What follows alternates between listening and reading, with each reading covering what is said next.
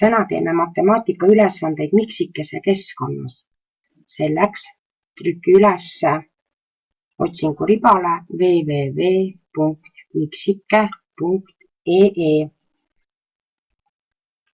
Nüüd oled jõudnud miksikese keskkonda.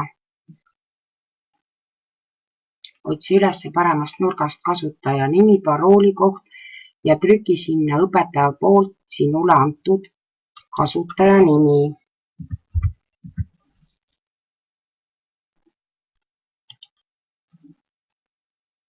Nüüd trüki parool, mis õpetaja sulle andis. Kui sa parooli oled ära trükkinud, siis tuleb siin alla üks sinine kastike, mille sees on sisene kirjutatud. Klõpsa selle peal. Tubli. Otsi ülesse minu miksike ja tee seal peal ka üks klõps. Jälle uus lehekülg. Nüüd otsime vasakult poolt E-vihikud ja tee üks klõps. Sinu ette tuli üks E-vihikute lehekülg, kus on kõik klassid ära toodud. Otsi üles esimene klass ja selle klassi alt matemaatika. Ole hea, klõpsa nüüd matemaatika peal ühe korra.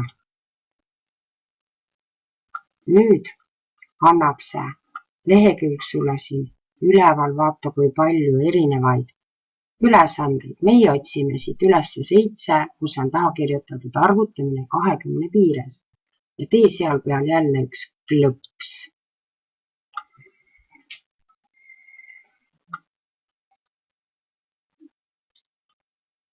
Komplektide all on kirjas I-harjutused. Täna meie vaatame siit 1., 2., 3., 4. ja 5. harjutust. Alustame siis esimesest harjutuses, mis on eelnev ja järgnev arv 11–20. Pane nüüd nool siia peale ja tee üks klõps. Oledki jõudnud avalehele. Nüüd on vaja sul vajutada ühe korra stardi peale ja sa saad alustada oma tööga. Nagu sa tähele paned, on vaja sul siis seekord leida järgnev arv. Nüüd on sul siin antud 2 erinevat numbrit.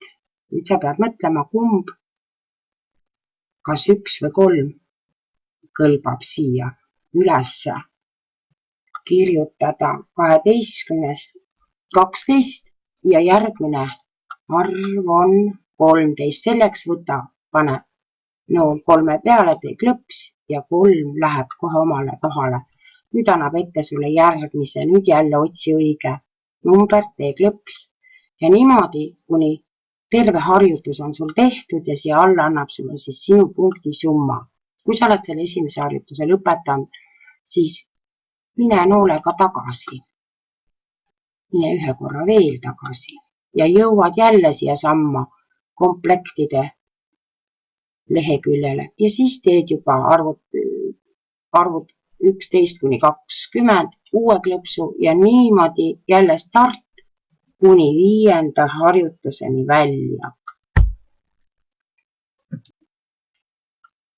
Kes on jõudnud nüüd oma 5 harjutust kenasti ära teha, siis läheb matemaatika mängude leheküljele ja mängib tunni lõpuni.